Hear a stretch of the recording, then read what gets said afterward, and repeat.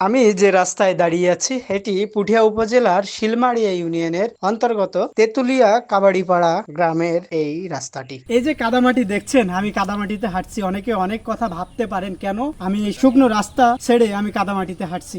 মূলত এটা sponsor video নয়, এটা সচেতনতামূলক একটা ভিডিও তৈরি করার জন্য আমি এই কাদামাটিতে হাঁটছি। আমাদের দেহ মাটি দ্বারা তৈরি, একদিন এই মাটিতেই মিশে যাবে আমাদের এই দেহ। এই মাটিতে কিছু বিশেষ উপাদান রয়েছে যা আমাদের শরীরের জন্য অনেক উপকারী।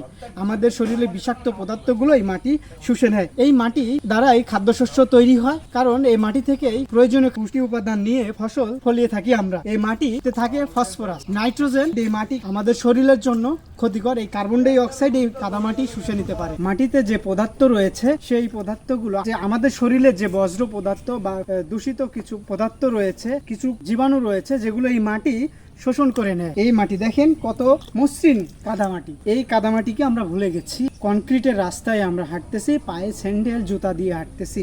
কখনো আমরা কাদামাটিতে হেঁটে দেখি না। কাদামাটিতে হাঁটলে শরীরের অনেক উপকার রয়েছে। আপনার শরীরকে সুস্থ রাখবে, কারণ আমরা আমাদের শরীরটাই কাদামাটি দিয়ে তৈরি। এই মাটি আমাদের রোগ জীবাণুর হাত থেকে রক্ষা করতে পারে। কনক্রিটময় জীবন হয়ে গেছে আমাদের আধুনিকতার ছোঁয়ায়। আমরা আধুনিকতায় পাল্লা দিতে গিয়ে আমরা আমাদের শিকড়কে ভুলে গিয়েছি। তো এই যে কাদামাটি, এই কাদামাটি কিন্তু আমাদের শরীরের জন্য অনেক উপকারী। এটা অনেকেই জানেন না। তো যারা বিভিন্ন রোগ শোকে ভুগেন, আমি বলবো তারা অবশ্যই কিছু সময় হলেও আপনারা কাদামাটিতে হাঁটুন, কাদামাটিতে চলাচল করুন, স্যান্ডেলবিহীন, জুতাবিহীন, কারণ এটা আমাদের শরীরের জন্য অনেক উপকার। তো সবাই ভালো থাকবেন, ধন্যবাদ।